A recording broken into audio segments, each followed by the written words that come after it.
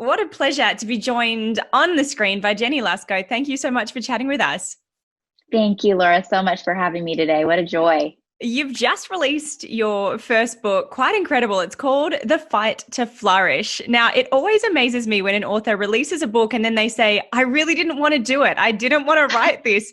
What was it that made you not keen to get to the, computer and start sharing this story?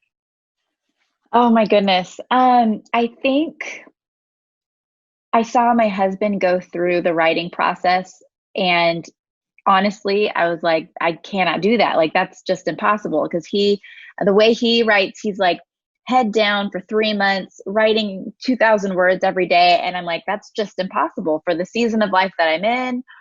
And I just have never really had the desire to write a book. It's just never been anything that has crossed my mind. And so literally God just kind of started opening up like paths and doors and windows, and like it just started happening. It was like, wait, no, I can't do this now. Like, I have a baby. I have like, I'm leading a church, and like, it just, everything, it just felt like so much, but he made it happen. And honestly, I just love God's timing is just so perfect because I didn't know that my book would be released in a time where there was a worldwide pandemic. I didn't know that, like, I just didn't know, but in my own fight to flourish, like, I knew that I needed to write it. And it was one of the hardest things, but now looking back, even as I've like reread it, and we did a series at our church with it, like some of the things that I wrote, like God was just like reminding me and speaking to me. And honestly, some of the things I'm like, I don't even remember writing that, but he's so good. He's so kind. And I'm just so thankful and so humbled and so grateful. So here we go. It's here. Yeah, yeah. And for a book that is about a fight, that is about a lot of challenges in your own life and your family that we'll jump into, it's amazing how much joy and excitement you have around writing it. And the concept of flourishing is one some of us may be familiar with, others of us may just think of that as a really pretty word, but what does it mean? What does flourishing mean to you guys? Well, I believe that that's the kind of life that Jesus died for us to have. So in John 10, Jesus said, I have come that they may have life and have it more abundantly. And that kind of like overflowing, over the top, like mind blowing, oh my gosh, I can't believe we get to do this kind of life that God saved us for, and not just in heaven where we will live the perfectly flourishing life, where we won't deal with any more pain and sorrow and grief and sickness. But we can actually experience that right here and right now in this world that is full of pain and heartache and grief and loss. And Jesus didn't just die for us to have hope in heaven and life someday. Mm. He died and rose again so that we could have a flourishing, abundant life right now. And it's true, like you said, I love that you said that, because flourishing it's such a beautiful word. And it's like something that feels like it won't describe us till we're wiser, or we've gone through more life, or we've made it, or whatever. But it's actually a word that describes us right now. And it's actually the struggle and the fight and the mess of what we're dealing with right now that are these very ingredients to this kind of flourishing life, because we're not meant to have it all together and to know all the answers and to have it all figured out and to live perfectly. We're called to hold on tight to God, to hold on tight to his word, and to basically hold on for dear life, because the things that God calls us to do sometimes are wild and they don't make sense. But the beautiful thing is that he's glorified in it. And even how the Bible says, Jesus said, my grace is sufficient for you, for my strength is made perfect in weakness. So if we can just embrace the fact that we're weak and that we're imperfect and that we're a hot mess, God is somehow beautifully glorified, and his strength somehow is made perfect in that. And so I'm thankful for that. But flourishing is the kind of life that we are called to live. Given that it is what we're called for and it's what Christ gave his life for, and it's very much innately the people we're meant to become, why do you think it requires such a fight? Because I think the logic a lot of people apply to the things we're made for is that the paths will just unfold for us to step into it pretty easily. It's what we're gifted with, you know? Yeah. Oh my gosh. Well, from my own experience, I would try to do the easy thing all the time if I could. I just kind of have that like, oh, it's just, if it's not easy, maybe we shouldn't do it. And it's kind of like just what comes naturally. Because even if you look at a river, like it's not fighting. Like it's literally just trying to go with the path of least resistance and just kind of going with the flow. But I have the conversation with my 8-year-old in particular often, where I'm telling her to be kind to her sisters, and she'll say, but mom, it's so hard. And so we just have this conversation that the kind of life that God's called us to is not easy. It's actually really hard. And even the things that he calls us to do and commands us to do and asks us to do, the kind of obedience that he's looking for, it's never easy. I mean, you see it throughout the whole Bible. The things that he calls his children, his people to do, generally are hard and generally require an amount of faith. And I think that that's kind of the whole point of this life, this flourishing, living by faith kind of life, is that we're not meant to know exactly the next step necessarily, or what is happening, or what even to do. But if we're I love John 15:5. Jesus said, abide in me and I in you. Apart from me, you can do nothing. But if you're in me, you can do anything. And I think it's that's the whole point of our relationship with God, is that we would be so connected to him, so holding tight to him, so just grasping onto his hand, that every step, every breath, every movement is just, okay, God, help me take this next breath. Help me take this next step. Help me. And even just the holding on to his word and letting his word set the pace for our life. I think that's really the whole point, is letting the Holy Spirit lead and being sensitive to what God's asking you to do. Because honestly, that's the key. Like in James, he says, consider it pure joy when you face trials of many kinds. So he's saying you're going to face trials of many kinds, but what happens is there's a patience that's produced in it, so that you can keep showing up and you can keep stepping forward and you can keep continuing on in this walk, because it is hard. But then after that, he said, and ask, if any of you lacks wisdom, which, hello, is all of us, he says to ask God, who gives freely. And that is that's so comforting to me, because there's so many, I mean, even in a conversation like this, or in moments where it's like, I don't really know what to say, God, but please give me your wisdom, because I don't know what to do, but my eyes are on you. And I think that that's so God's heart, is just in the daily little things, seemingly in the big steps of faith. Like God just wants us to run to him, and he wants us to ask him for wisdom, and he wants us to ask him for strength, and to just to hold on to him. And that relationship with God is the key, honestly, to this abundant life.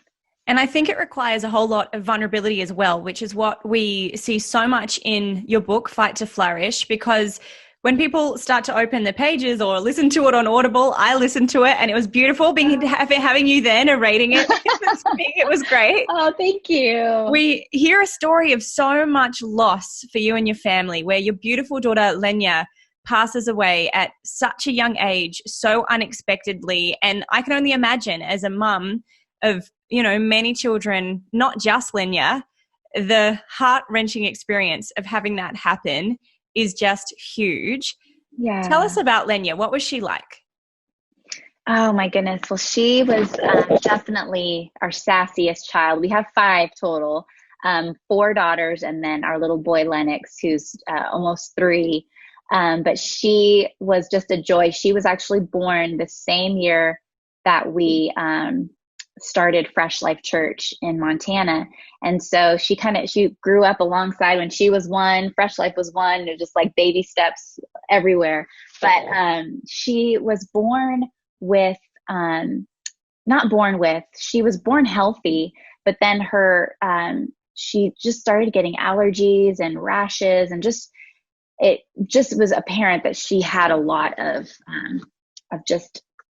issues. And so we got her tested when she was very young and found out that she had just multiple food allergies and environmental allergies, just so much. And so by the time she was 5, she was actually starting to grow out of some of her allergies. And she had a feeding tube for about 3 years, and just had a hard start to life. Yeah.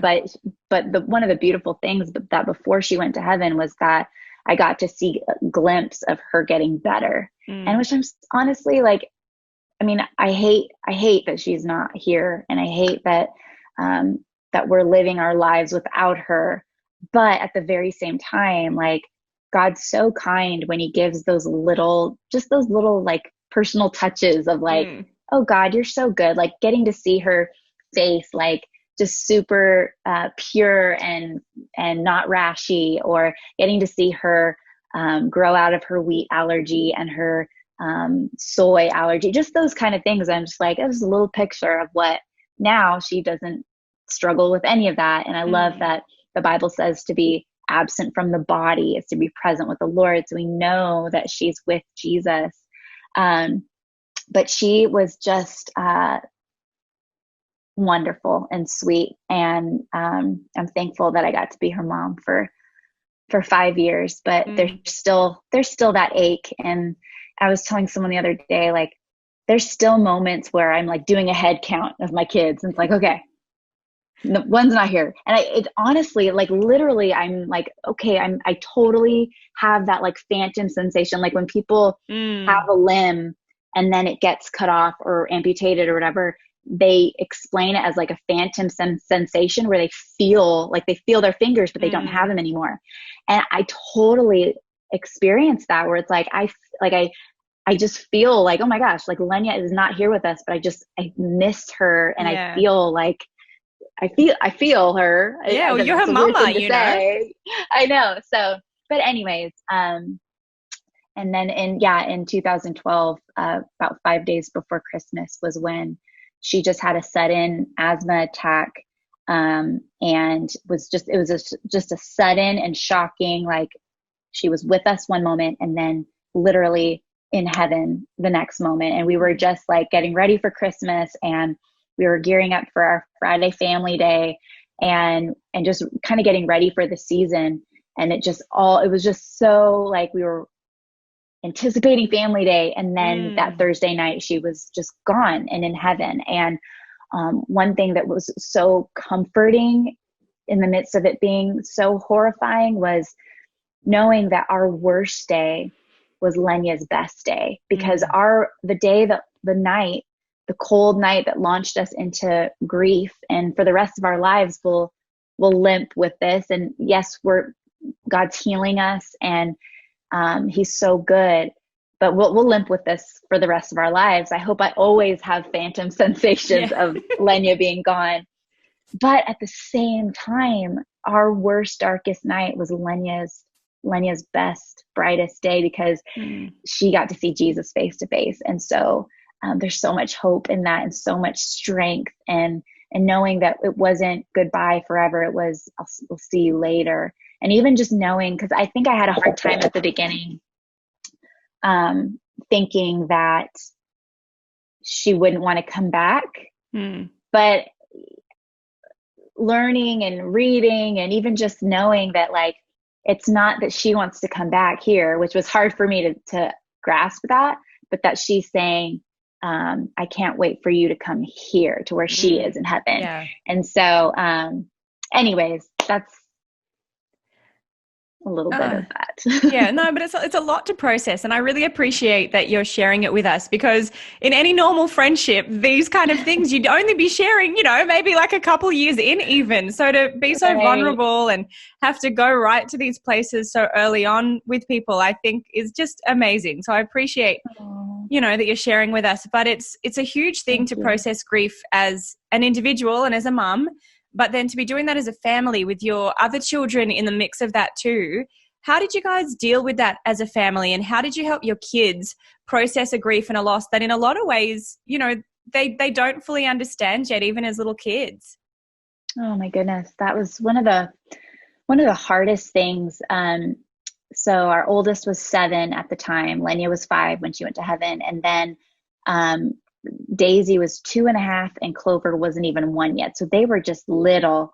Um, but it's been interesting because as they've grown up without Lenya, it's almost been like um, they've been grieving on the other side where they weren't aware necessarily. I think Daisy was a lot more. I mean, she was by my side as I'm weeping and just randomly grieving in moments. Like she was just always with me because that's just who she is. She's always right by my side.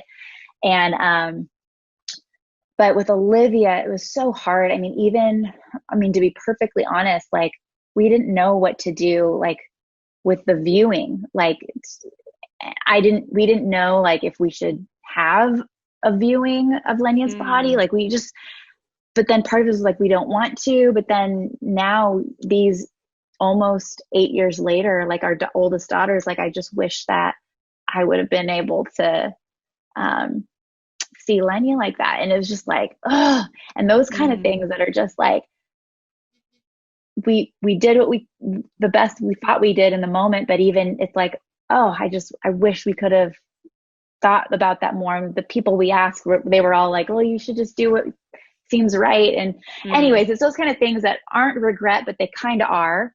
Um, but honestly, I mean, walking our oldest Olivia through grief was such a hard thing, and letting her process it at that age. And even like right now, Daisy is almost 10 and Clover is 8. And even just imagining Olivia younger than that, trying mm, to process this. And it's just been over these past 8 years too, of her opening up of things that she just felt bad about, um, and wished that she had been able to say to Lenya and that kind of stuff. But even now, I guess one thing I'm so thankful for is just the heaven mindedness of our children. And I mean, I look back to when I was 7 and mm, even 7 and 10, and I believed in heaven and I believed in Jesus, but there was this disconnect. Like I thought heaven was like this place, like a adult church experience, quote unquote, where you're just sitting there and you're like singing, but then you have to do it all over again. And in my mind, it was like this kind of a boring place. And for our kids, like they know that heaven is real and they know that Lenya is there. So for them, that's not an issue. Like they know heaven is a real place because their sister's there. They know Jesus is there. They mm, know people who have died before us are there. But there's this sweet simplicity of what heaven is like. And even before Lenya went to heaven, like we would always talk about what life will be like for her and not having allergies, and she mm, would talk about the things that she would eat and could eat and things that she would do, and she'd ride horses and all this kind of stuff. Like we talked about heaven all the time, but now it's just such a really precious thing that um that our kids have such an awareness of the reality of heaven, and even just learning mm, like what heaven is like. And it's like earth but better, and just trying to talk through with our kids what that even yeah. means. And even now, like with Lennox, who's 3, like he'll ask, we call it Lenya TV, where it's just videos of Lenya and pictures, and he'll ask to watch it. And it's really, I mean, I'm thankful that we have all these videos and all these pictures, because even Yeah. like when I was a kid, like I don't have a lot of pictures from when I was under 5, but the fact that we live in a day where literally like our phones are full of pictures. And Mm-hmm. and I would say that that is definitely something, a practical thing of just um snapshotting those moments, because I personally will get caught up in a moment, which is good. But then my husband's always like, "Oh, let's grab a picture of that." And I'm so thankful that he always has had a mind to just kind of capture a moment here and Mm. there. And because then you're so grateful for, we're so grateful for all those photos Yeah, and and it gives you something videos. tangible that you can then show your other children and say, this is who Lenya was. And you share those Yeah. memories and kind of explain. For you and Levi as a couple, though, I'm guessing you would have been walking your journey of grief and processing it in your own timelines. Even though you're a married couple, you would still have Yes. that individual way of dealing with the situation. So, how did you guys support each other, but also allow space for your individual ways of going through the loss and processing the grief? Yeah. Well, it's been a lot of learning and a lot of grace and a lot of um, growing in selflessness. But right away, I mean, honestly, one thing that I'm thankful for is that for the most part, we were on the same page. There were moments where he would be really at a low moment and I wouldn't be. And so it was like, um, preferring him, for me, preferring him and extending grace and just sighing with him. Like, honestly, I feel like a lot of those early days was just a lot of that,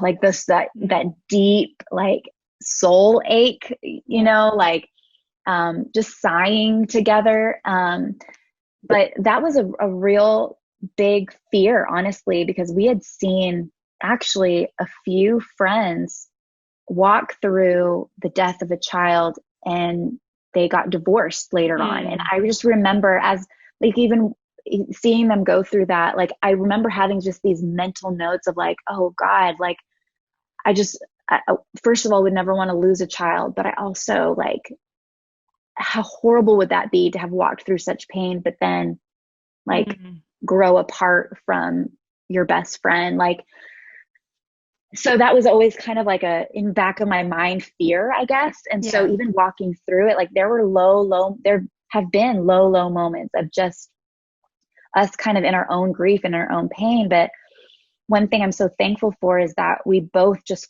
fought hard to extend that grace to each other. And it really was a fight, honestly, Mm. because I think when you get so in your hurt and in your pain, you can kind of like hunch over and just kind of like be in your own world and your own Yeah. bubble, and you just feel all the pain and you feel like nobody understands, and you feel like, um, how can I even ever, like, get out of this grief? But what I love in the Bible, how in Psalm 121, I believe, it says, I lift my eyes to the hills. From where comes my help? My help comes from you, creator of heaven and earth. And I think that that's such a key component of when you're hurting, is remembering to look up and seeing that Mm. God is looking at you with such loving eyes, and he knows your pain even more than you do. I think if we can remember that he created us and he knows us and he knows the deepest hurt, um, if we can look up and see him and focus on him and focus on what he has for us. I think there's a verse in the Bible that says, we don't know what to do, but our eyes are on you. And I feel like Yeah. it's almost a daily prayer for me of, okay, God, I don't know what to do, but my eyes are on you, so help me.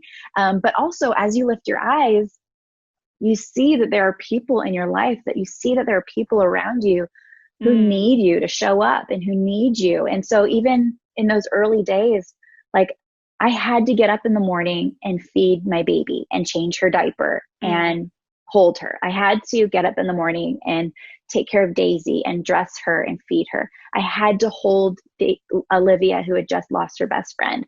I had to be aware of the fact that Levi is grieving in his way as a father. I had to look up and see my mom grieving because her granddaughter went to heaven in her home. Like, Yeah. there's so many people around me who needed me to show up. And there's that tension, though. And honestly, in my book, there's just tension everywhere, because it's the good and the Yeah. hard. It's the it's the looking outward and looking inward. And it's all of this. And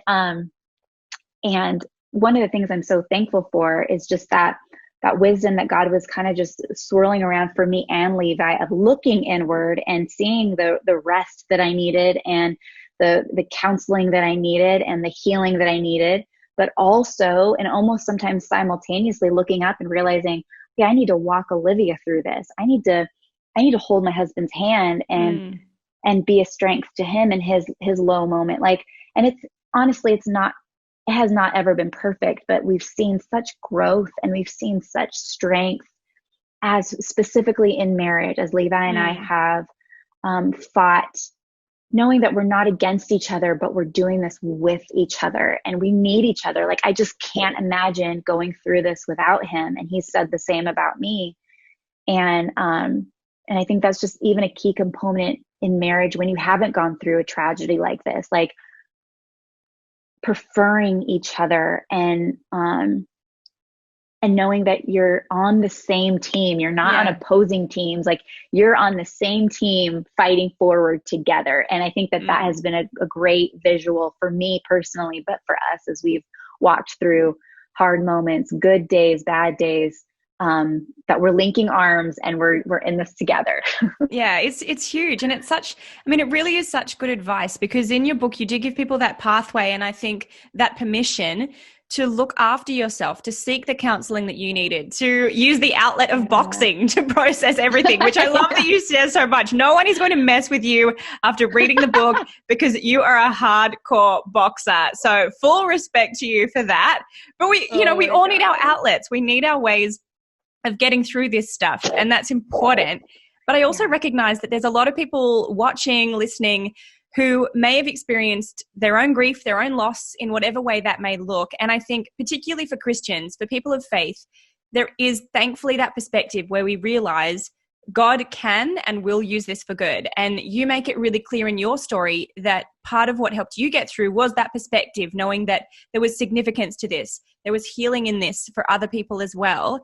How did you know, though, or how do you think people can know the right timing to begin ministering, sharing from those places of pain? Because I think we've all seen people who overshare too soon, or, all of that sort of stuff. And it's like, hang on, you need to get better before you can start to use this for other people. What do you think about that? How do you know the right timing? Gosh, that's such a good question, and such a hard one, because, even just for my husband and I, leading a church in the midst of grief was very challenging. And Levi took about a month and a half, maybe more than that, maybe a month or two, where we had friends come in and preach on the weekends for him. But when he got back in the pulpit, it was about 2 months after Lenya went to heaven. And that's fresh and that's raw. And there were times where he was preaching and just would break down.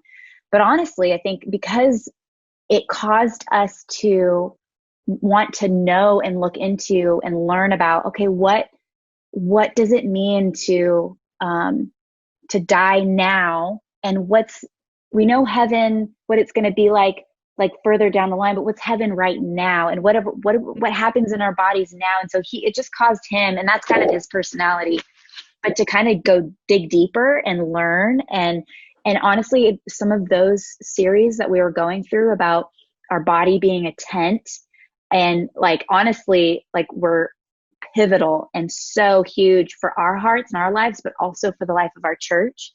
And so it's hard, because you would say, man, he shouldn't be preaching right now because he needs to heal first. But at the same time, it was part of the healing process, and God had called us to lead the church. And it wasn't like he really gave us a cue to step down or back up, but it was more of a call to kind of get ready and keep fighting. And so, we even encouraged people, instead of giving flowers towards Lenya's memorial or anything, or sending flowers to us, but to give towards an outreach that we were doing called School Church, which was literally just an evangelistic outreach. And so for the next 2 years, with all the money that came in for that, we were traveling around the world and just telling people about Jesus, because we're like, we don't know how much time we have left. Like, we Yeah. need to tell people about Jesus and that God loves them and has a plan for them.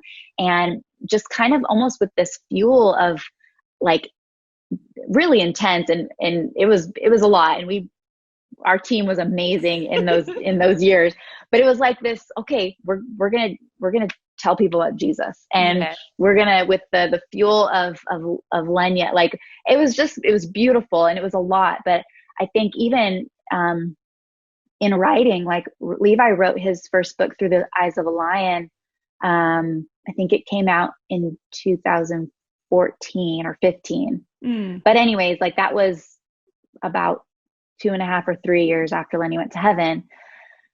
But I don't know. I mean, I think like I said earlier, like as you're living and grieving, I think God just makes it so clear. And I think sometimes he does it kind of pushing you. And I know for me, it was more of like, okay, come on, get out of the nest a little bit, But like for Levi, I think God just made it clear. And I don't know. I think it really is one of those things that you just listen for what God's calling you to do and telling you to do, and you walk in it. Whether it's more reluctant like me, or it's more like, okay, I'm going to storm the gates of hell like my husband. Yeah. So it's both and. Yeah, you guys balance each other out. And I suppose everybody's going to know their own unique timing. I just have a couple other questions for you. I feel like one of the really beautiful parts of the book is the thread of friendship between you and Holly Furtick, who is the wife of Pastor Stephen Furtick. The two of them lead an amazing church in Elevation together. Yes. The people that come around us through seasons of grief, and even in the highs, the lows, whatever, it's so important to have that support network, particularly for female friendship too. I think there's something different about that. What kind of role did Holly play in your life? And what do you think about finding the right team of people to surround yourself with through these kind of seasons?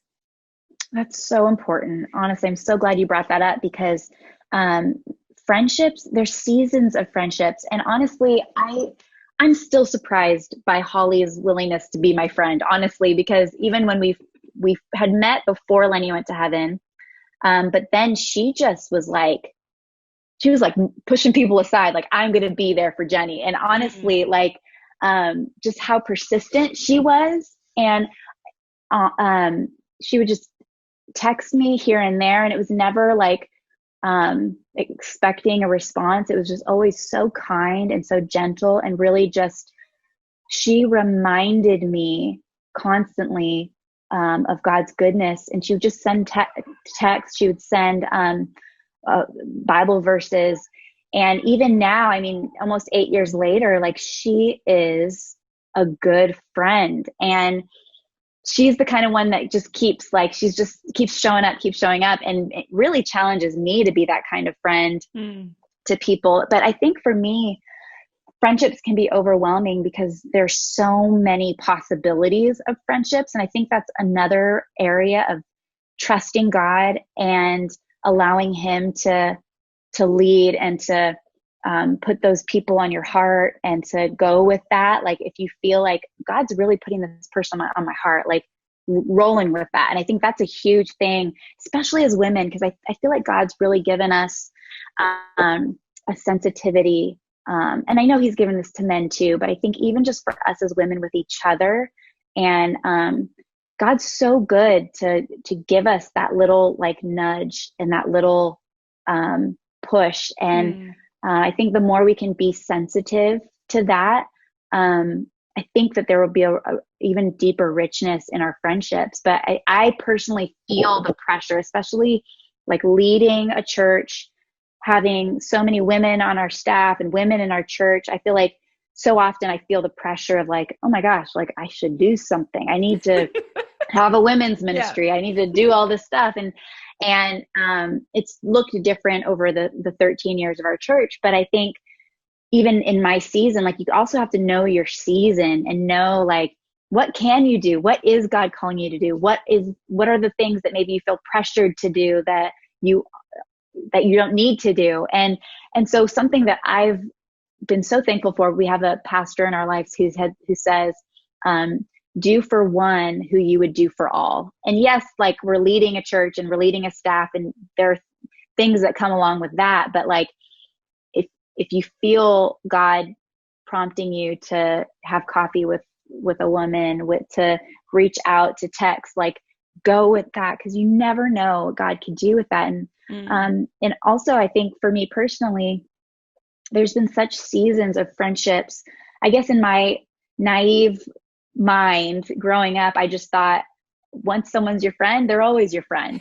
And Yeah, we it's think we all just, had that. I know, but then it changes over time when you realize, oh, they're not in my life anymore, or they left my life on purpose, or they left my life because they moved to another city, or whatever. I think having just a loose grip on friendships for me personally has helped me to not be bitter and to not let those things really hurt me, but to hold those friendships loosely. And even as they come into your life, be blessed and give and do the best you can to be the best friend that you can be. But also as they go, like, bless them as they go. And just, I guess I've just really learned to not hold them so tightly. Like, but then there's that tension again of like, invest in the friendships that are around you as if they're going to stay forever. But then if they don't, that's okay. And you can still be a great friend to the people who are still in your life. And so I think, I don't know if this is if everyone experiences this. And for us, it's like people are a part of our church and then they leave or whatever, for whatever reason. But I just don't want to be a bitter woman. I don't want to be a woman who has let hurt define her. Like, I want to I want to be an old woman with happy wrinkle lines. I want to have where my resting face is a smile and not a frown, you know? Right. And I think it's all these little things throughout our lives adding up to the old, fresh and flourishing kind of life we look to and we want to have when we're older and gray and wiser. Like, I just want to be a beautiful old woman. So what am I doing right now to not let things cause me to be bitter? I mean, I remember I loved my grandma. My Filipino grandma was so beautiful, taught me amazing work ethic. But she had also let hard things in life cause her to be bitter. And I just remember I think I was probably 13, but I remember having a conversation with her, and just the things that were coming out of her mouth because she was so mad still from something that had happened so long ago. It was just a picture in my mind of, I don't want that. I don't want to let hard, difficult things define my life and make me have a hard heart. I want to have a soft, tender heart to God. I want to have a soft, tender heart to people. And that's a fight, because that's not easy. Because the easy way is to let hurt you and keep hurting you, and to hold on to bitterness and to hold on to pain and to just to let it hurt you from the inside out. But it's harder to forgive. And it's harder to walk daily in forgiveness and to walk in humility. And so I think that those kind of things are just key things in friendships. But even the fact that it's so important to have a community of believers, the body of Christ around you.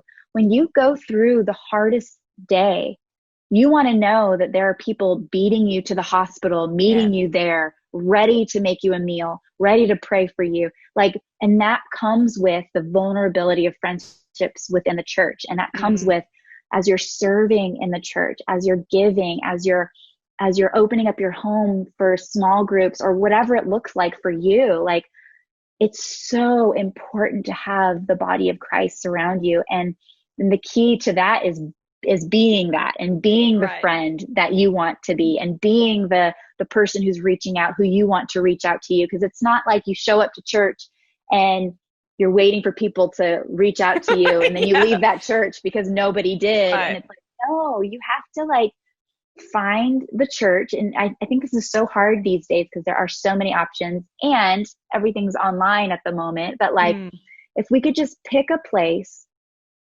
they're all imperfect. So there's going to be something that comes up that's hard, but like, plant your feet, plant your family, plant your wife, plant your spouse, like, and just be the church, and get in a small group and get on a team and and have people into your home. Like, I think that that's just so key, because then and only then is when you're letting your guard down to let people into your life, and you're in other people's lives, and your roots are going down deep and are intertwining with each other. And then that's the strength of the body of Christ. And so friendships are so important, and they're so hard, and they're so messy, but they're so important.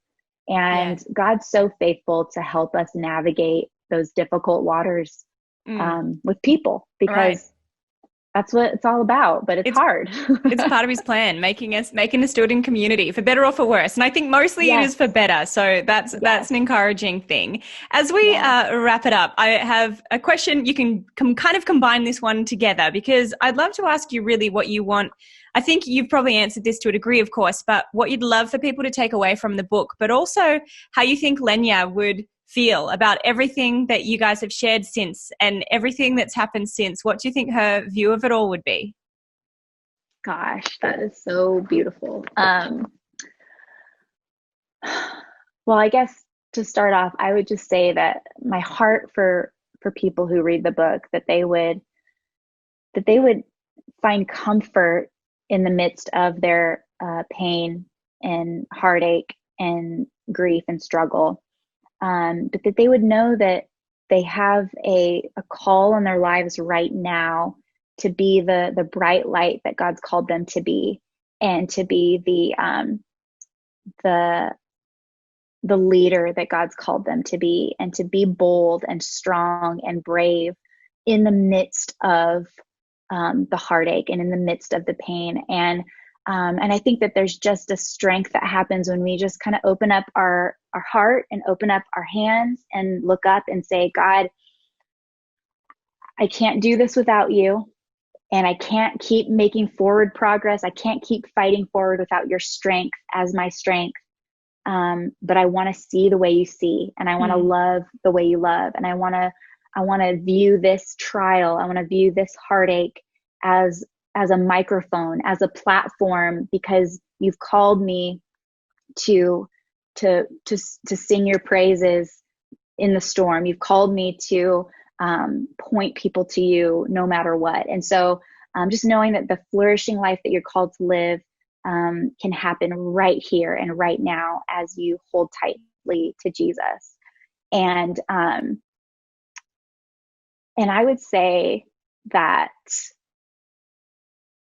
Lenya would be so proud. And I mean, I love how in the Bible it seems that heaven isn't as far as it seems. And I just imagine her like seeing everything and almost like cheering us on, like, keep going, don't lose heart. Being the cheerleader that she was. I mean, she was such a cheerleader. She would always tell her dad, preach the word, Dad, and give him knuckles. And so I see that definitely, that she would just be cheering us on, like, just keep going, don't give up, just keep going, and I'll see you soon. So I think that would be what she would say. Yeah. Oh, I wish I was there to give you a big hug and just say thank you.